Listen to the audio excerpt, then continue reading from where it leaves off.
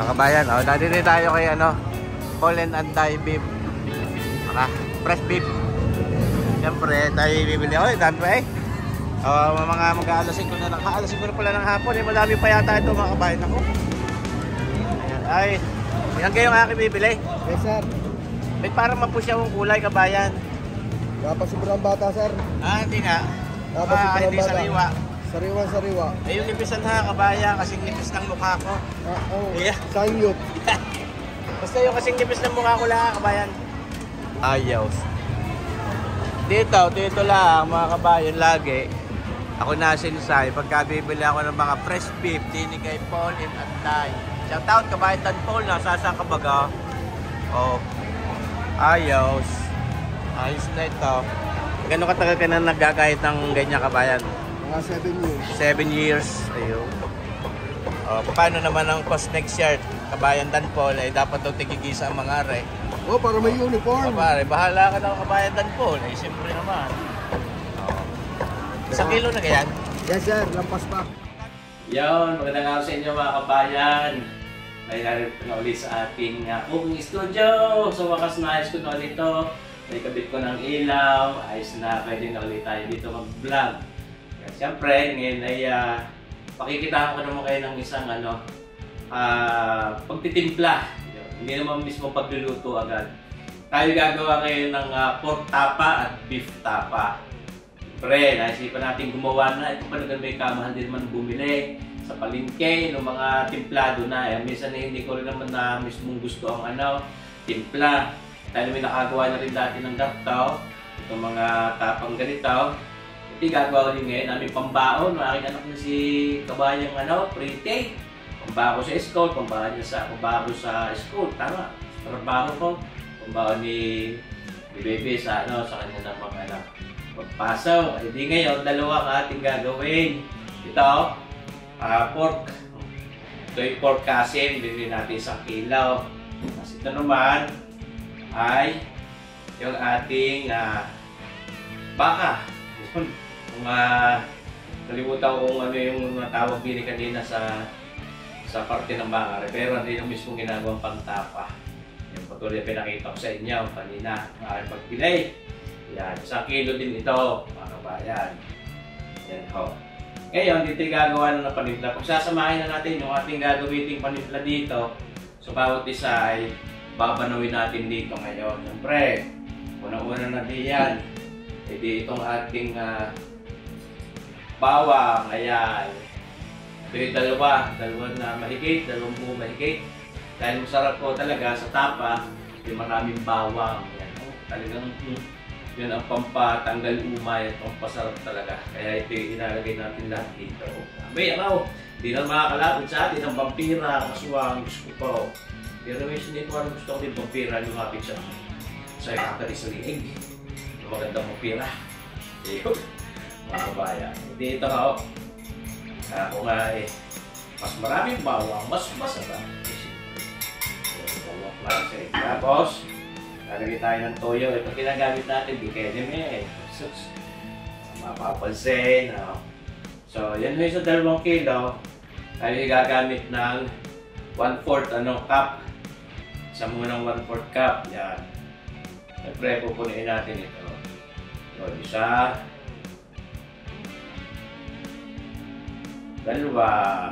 2. Bali sa 2 kilo ay kumbaga ay 1/4 cup ay 1/2 cup ng soy sauce. Siyempre. Tapos, hindi pwedeng mawala. Ito naman ang ating oyster sauce. Mamasitas. Kaya namin ulit. Mamasitas. Ayan. Dahil magsagpi ulit. Lalagyan naman natin ang 1/4 cup ng oyster sauce. Ayan. Sauce. Ibaga ko. Pampasarap yan. Ito, pampaganda ng kulay ng ating black caramel na ito. Maganda ko sa tapa ay yung hindi mapusyaw. Maganda ay yung medyo matagim ang kulay, maitim. Kaya lalagyan natin siya ng mga 1 tablespoon muna. Tapos pag binanaw na natin mamaya doon sa ating di makikita natin kung tama na yung kulay. Dahil pag pinurito pa rin naman natin ito, siyempre, ito'y didilim pa rin o talagang titingkat pa rin ang kulay. Ngayon, hindi na tayo maglalagay ng asukal diyan at sa halip ay ito na ang sprite. Yan, soda. Yan. So, ilalagay ko dito. Pwede namang ilagay natin lahat, pwede namang hindi. Wala mong kaso kung mapadami yung ating mga ating pambabat. So, yun, ilalagay natin yan dito. May tamis na. Kita na ng karikit lagi.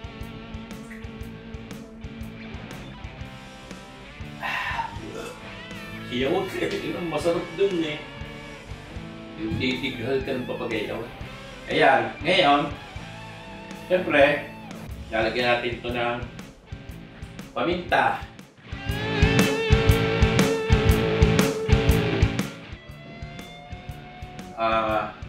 Ito, gagamitan natin ng lemon.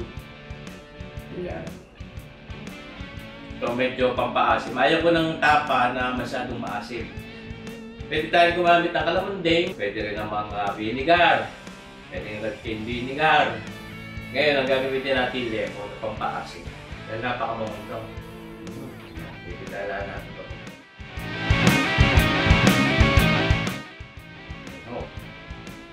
Siyempre,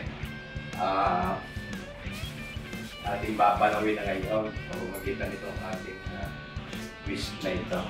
Ito gagamitan pa rin natin ng itong beef broth cube at saka pork broth cube. Siyempre, para magkasa. Pero hindi muna natin lalagay dito at mag-halo-halo ang lasa. Saka natin sayayayin dito sa kanya-kanyang klase ng karne. Ito baboy at saka ito baka. So maya-maya yan. Atin muna rin babalawin sa mga kabayan. Ito naman madali lang magpasarap nito dahil pwede naman nyo itong testingin. Pagka ito nabukasan o naibabad din nyo ng mga 2 araw, ay talab na ang lasa sa karne.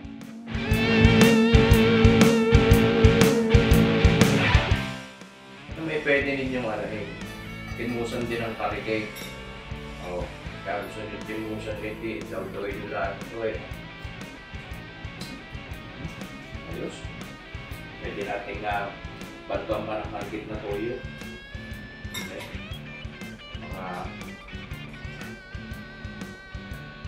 Mga 1/8 cup pa. Yun. Yan ay panalo na. Doon magkukumpleto pa ng karikit na nakaanat pa. Karikit na linamnam. Hindi yung ating beef broth cube para sa baka at saka pork broth cube para naman doon sa ating babaw. Paraw. Yan. Yan. Nagaganda yan. Yun. Ito, tunay naman. Paminos nung karikay, chikabayan, pagka marami-raming nagawa, kaysa yung bibili ka ng mga templados na, ay minsan pagka hindi praktikal. Lalo't pagka kayong gumawa, hindi masusunod ninyo ang inyong gusto. Kaya ating lalagay na ito dito. Nasalinan na natin. Kailangan natin dito yan. Yun. Kumbaga, kabayan. Napasubang makaawas. Ngayon, pwedeng naman, dito ko na lang ilagay na hindi umaawas. Ayan. Ay, nagsapin ng ating. Pero ito nga ako. Para makumpleto yung lasa niyan, ating yayari-yaran. Ano yung baka. Kaya ito ating beef broth cube. Para doon sa baka, alam Nor! Bigyan namin, Nor! Ayos. Malay mo ka. Mga mamasitas dati, nagtiwala ay ipagaro. Bakit ganyan wala mong masamang umasa. Hindi na pinakikinggan din naman ang ating mga panalangin. yung mga kumpanyang iyan. Ay! At yun na nga. May papanalin natin ka, aanuhin din natin. Kaya may pag nahalo natin na turog-turog. Pero mas maganda medyo niyaya sila. Yan ho. Siguradong kayo may inyong ding sistema ng paggawa nitong mga ganong ng tapa. May kanya-kanya kayong gusto timpla. Pero ano ang akin, hindi pinapakita ko lang sa inyo. Hindi akin ko ang aking sistema, mga kabayan.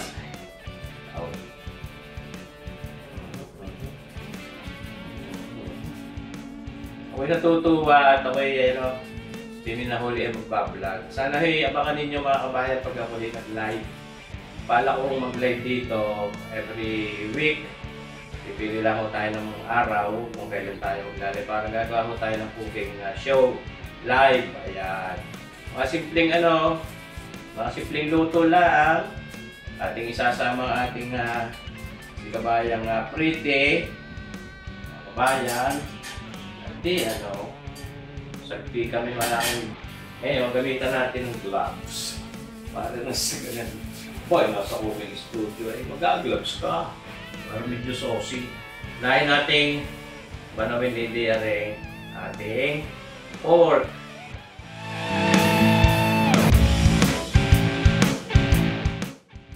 Di kabayan tan po, wala ka doon sa iyong pwesto kanina. Hindi, tayo nakabili din ng baka sa iyo. Di ba ka mga kabayan? Tapos ito naman, ating baka. Hindi naman tayo magpapalit ng gloves. Hindi ba yung tatalabad lasa din? Kung magkaano man niya, magkahalo man ang lasa niyan, hindi. Wala akong problema. Then mga kabayan dito ang ating sistema ng paggawa ng mga tapa. Aba, napakaganda rin pang negosyo nito. Ay!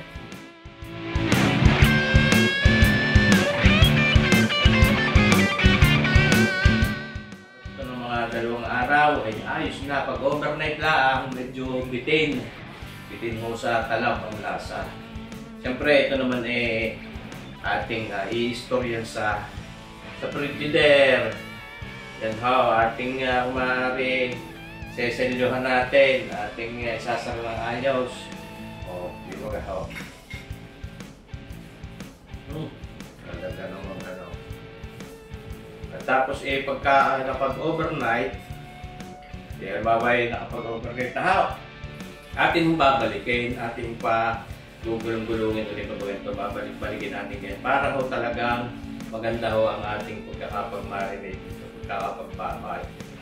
Para hindi pag hindi nyo binalik ito, hindi nyo hinahalo-halo, hindi yung ay nasa ilalim, hindi baka sumuparang tapang, tapos matapang yung nasa ibabaw. Kaya pwede natin itong balikan bukas at haluin ulit natin at yung babalikin. Ayan bayan yaon, sana hinaibigan itong ating ginawang pagpapakitang ito ng pagtitimpla lang naman ng tapa. Yung pagluluto siyempre alam na naman ninyo kung paano ikululuto. Ito ay ating ipipirito lang sa mantika. Ayan pwedeng medyo binabanto-bantoan ng karikit na tubig para lumambot din. Yun naman ng Sprite, malaking bagay din yun sa pagpapalambot ng ating mga tapang itaw. Ayos! Di ba ka? Di mga kabayan, maraming salamat sa inyong panunood at sana po abangan nyo pa rin lagi ang ating mga susunod na videos. Maraming salamat po sa inyo mga kabayan. Patuloy nyo tayong suportahan itong ating YouTube channel. Dapat pa mga kabayan, mabuhay tayong lahat. God bless!